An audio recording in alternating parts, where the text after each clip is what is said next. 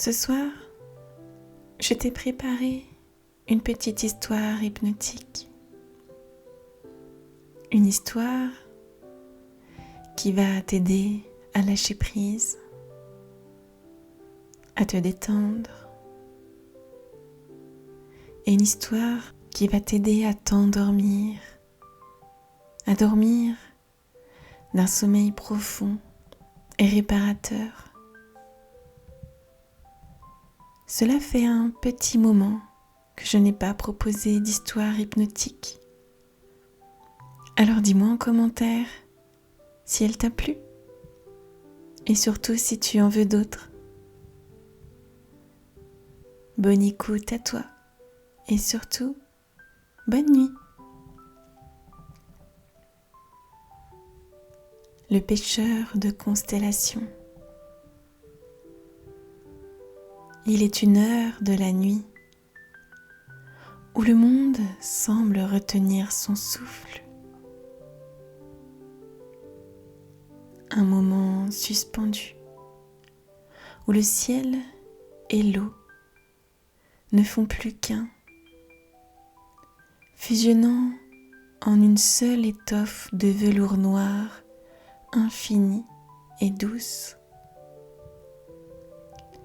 C'est à cette heure précise, quand les bruits de la terre s'effacent, que Thomas pousse sa barque sur l'océan d'ébène.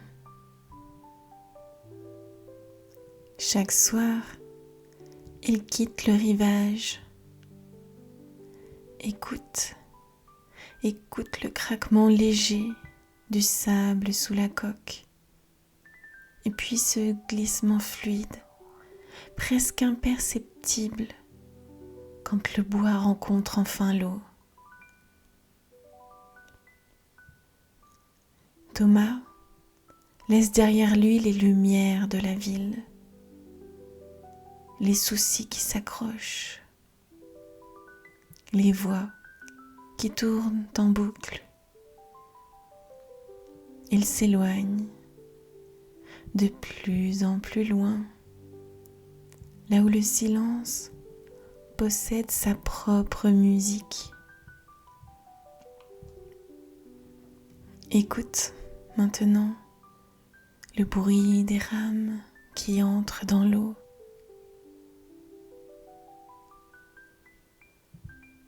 Et alors que tu écoutes ce rythme régulier des rames qui rentrent dans l'eau, qui ressortent, qui rentrent à nouveau, tu peux sentir tes propres rames intérieures se reposer.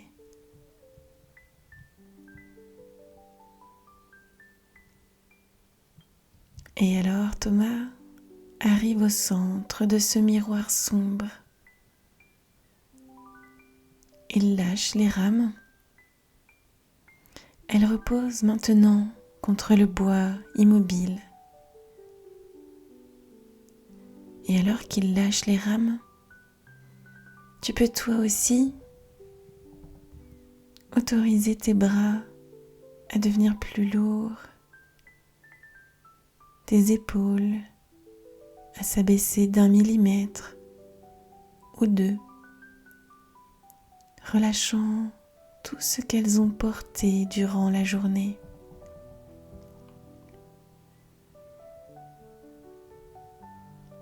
Thomas s'assoit au centre exact de la barque. Il ferme les yeux 1 seconde et sent le balancement régulier de la coque. C'est un rythme de berceuse ancestrale. À chaque inspiration, la barque semble monter d'1 millimètre sur la houle.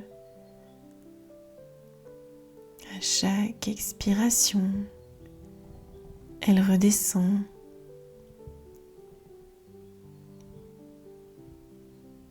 Tout son corps s'accorde à cette pulsation lente. Le bois sous lui est solide et rassurant. Il porte tout son poids sans rien demander en retour. Thomas sent le mouvement de gauche à droite, de droite à gauche, comme un berceau porté par une main invisible. Un mouvement qui ne va nulle part, mais qui est simplement là pour bercer l'instant. Alors tout comme lui, inspire la légèreté, expire le poids, inspire le calme, expire les tensions.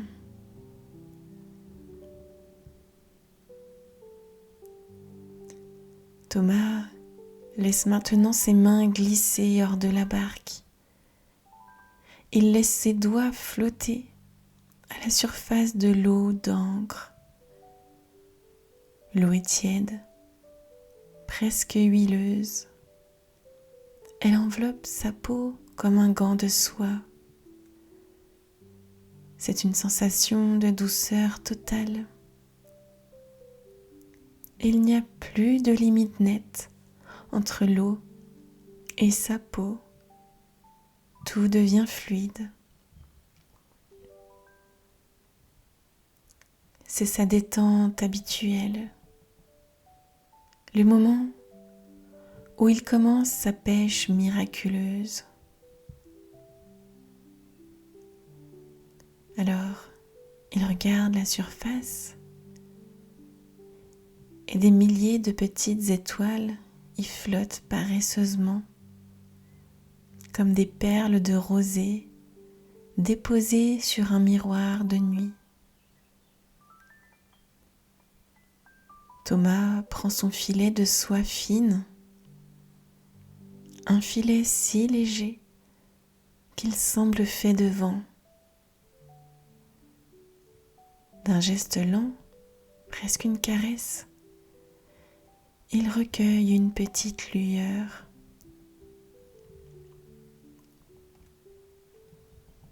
Regarde cette lumière au creux de sa paume. Elle ne brûle pas. Elle diffuse une chaleur tranquille, un rayonnement doux qui remonte le long de son bras jusqu'à son cœur. Ces petites étoiles sont des fragments de paix. Elles le nourrissent. Chaque fois qu'il en dépose une au fond de sa barque, il ressent une satisfaction simple, une plénitude, le sentiment que pour cet instant, tout est parfait. Le monde est en ordre. Il est nourri, il est calme. Il est à sa place, exactement là où il doit être.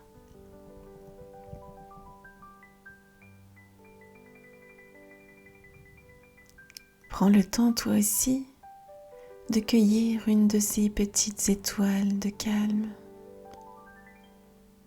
Sens sa chaleur dans ta main. Sens-la se diffuser dans ta poitrine. Et installe-toi dans ce sentiment de plénitude. Tu n'as rien besoin d'autre. Tout est déjà là.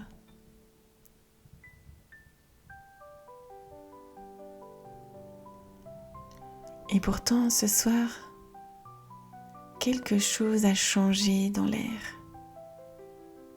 Une vibration invisible traverse le silence.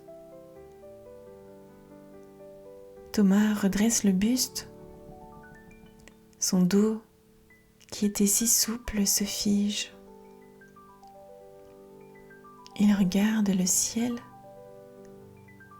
et pour la première fois, les petites étoiles de rosée ne lui suffisent plus. Une pensée s'est glissée dans son esprit comme un éclat de verre. Alors il se dit: et si je pouvais capturer une étoile filante, une étoile qui ne s'éteint jamais, celle qui me nourrira pour toujours. Son corps semble changer sous l'effet de ce désir. Ses mains ne sont plus ouvertes à la caresse de l'eau. Elles se crispent sur un filet de fer lourd et froid. Ses doigts se serrent sur les cordes rugueuses jusqu'à ce que ses articulations deviennent blanches.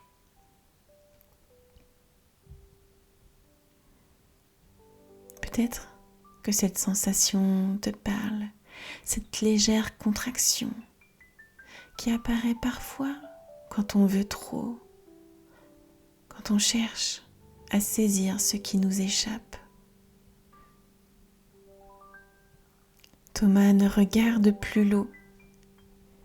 Il fixe le vide d'en haut avec une intensité fébrile. Son cou se raidit, ses épaules remontent vers ses oreilles. Il est dans l'attente, il est dans le futur, il n'est plus dans le moment présent, il est après le moment. Il cherche, il veut, il exige de l'univers. Le silence n'est plus une musique, il est devenu une attente pesante, un élastique tendu à l'extrême. On remarque de la tension dans ses mâchoires, dans son regard, dans son souffle. Sa respiration, autrefois profonde comme la houle, est devenue haute, courte et bloquée dans sa poitrine. Soudain, un sifflement électrique déchire la nuit, une traînée de feu blanc, aveuglante et sauvage, qui traverse le dôme de velours. C'est l'étoile filante. Alors Thomas bondit. La barque bascule violemment sur le côté. Il lance son filet de fer de toutes ses forces. Il veut la dompter. Il veut l'attacher à sa vie. Le grappin mord la lumière, mais l'étoile n'est pas une proie. C'est une force cosmique. Alors elle l'entraîne avec elle.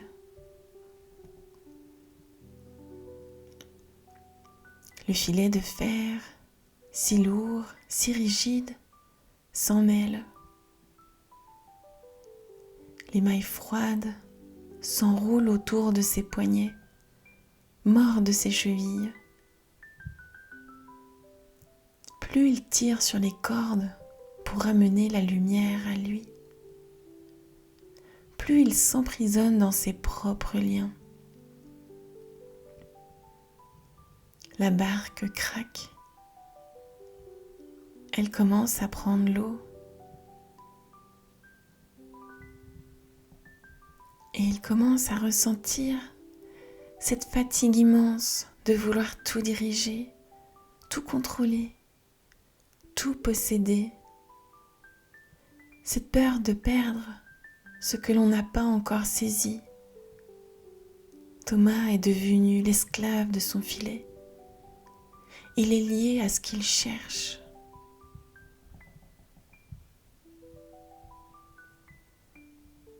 Il est au bout de sa force. Il est au bout de sa volonté. Il est au bord du gouffre lui-même.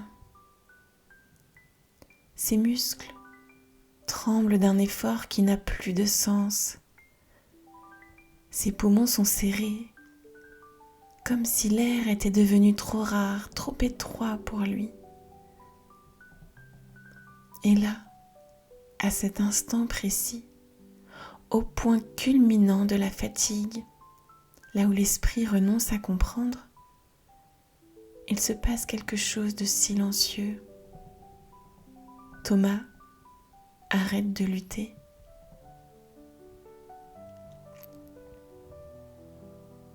Il regarde ses mains, ses doigts blancs crispés sur la corde de fer qui le tire vers le fond. Il réalise une vérité toute simple, une vérité que l'on oublie parfois. Ce n'est pas l'étoile qui fait tanguer sa barque, c'est sa propre main qui refuse de s'ouvrir. Alors il regarde ce point fermé, il sent la douleur de la corde qui mord la peau, la brûlure du métal froid, et dans un souffle, un demi-soupir, il décide simplement de ne plus tenir. 1 millimètre à la fois, le pouce se desserre, l'index se relâche, le majeur abandonne sa prise. Et tandis que ses doigts s'ouvrent, c'est comme si quelque chose s'ouvrait à l'intérieur, comme une fleur de nuit qui déploie ses pétales, comme une porte qui s'entr'ouvre sur un jardin frais. Thomas prend alors son petit couteau d'argent et il pose la lame contre le lien qui le retient à son désir, à son ambition, à son fardeau. Le temps s'étire. On entendrait presque le bruit des fibres du filet qui cède une à une. Et soudain, le lien est tranché. Le filet de fer, avec tout son poids, avec toutes ses promesses impossibles et ses peurs lourdes, s'enfonce instantanément dans les abysses. Un cercle se dessine à la surface, puis un autre plus grand, plus lent, et le silence revient d'un coup. C'est un silence si vaste qu'il semble remplir l'univers entier. Un silence qui n'est pas une absence, mais une présence immense.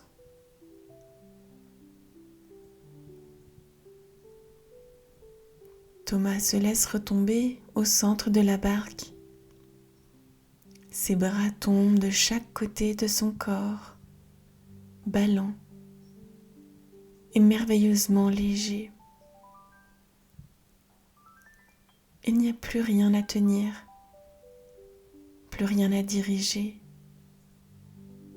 plus rien à prouver. Il est libre. Écoute ce silence qui suit l'effort. C'est un silence qui répare les fibres des muscles. C'est un silence qui lisse les plis du front. La mâchoire devient souple. La langue repose doucement. Le poids qui pesait sur sa poitrine s'est évaporé. Il respire maintenant à plein poumon. Une respiration qui vient de très loin, de très bas. Une respiration qui ne demande aucun effort. Inspirez l'espace, expirez l'ancien.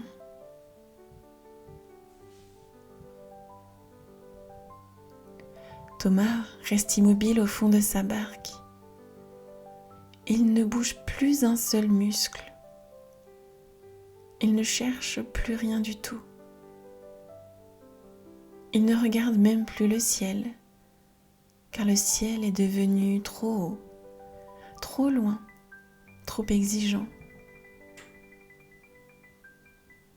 Il laisse simplement son regard descendre, glisser doucement vers le bas, vers cette eau d'encre qui l'entoure. Et là, dans ce silence qui suit l'abandon, il voit, sans filet, sans grappin de fer, sans effort de volonté. Les étoiles sont là. Des millions d'étoiles scintillent à la surface de l'eau, tout autour de la barque. Ce ne sont pas des reflets froids et lointains. C'est comme si l'océan lui-même s'était transformé en un ciel de lumière liquide. Thomas réalise alors une vérité qui le traverse comme un frisson de chaleur. Il n'a jamais eu besoin d'attraper la lumière pour être éclairé. Il est dedans. La lumière n'est pas une proie qu'on capture, c'est un bain dans lequel on s'immerge.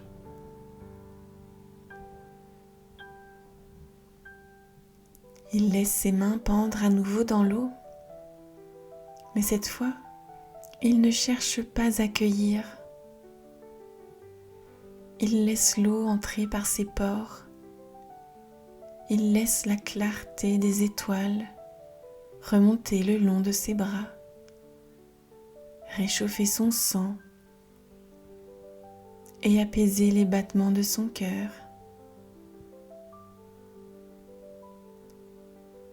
Et il peut déjà ressentir que tout ce qui est vraiment important est déjà là. Rien à acquérir, rien à prouver, rien à retenir, juste flotter. Il comprend que le trésor qu'il cherchait dans le mouvement, dans la lutte, dans l'ambition d'une vie entière, était déjà là, tapi dans l'immobilité. C'était là sous sa barque depuis le début. Il fallait juste cesser de troubler l'eau pour que le miroir devienne parfait. Et cette clarté s'installe dans chaque cellule de son corps. Une lumière douce, argentée, qui nettoie les dernières traces de fatigue.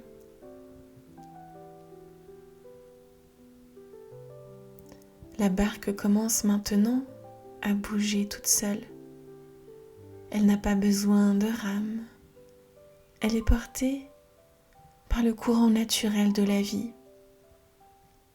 Un courant qui sait exactement où l'emmener, sans qu'il n'ait besoin de diriger la manœuvre.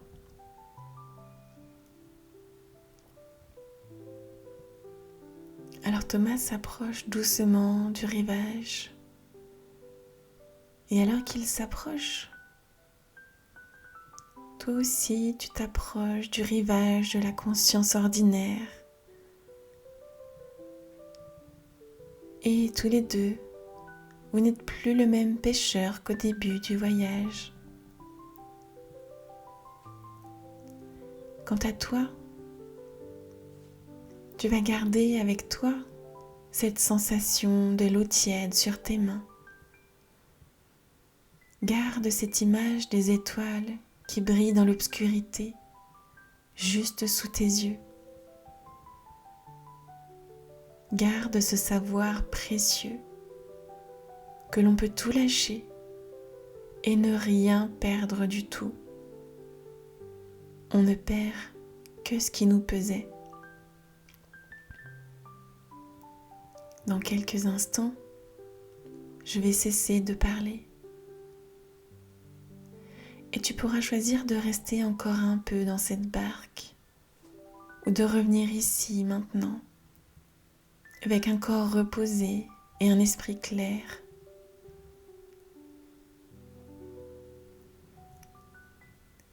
Et alors tu pourras basculer vers une nuit de sommeil réparateur. Et tu sais que tu garderas avec toi cette clarté de l'océan d'ébène.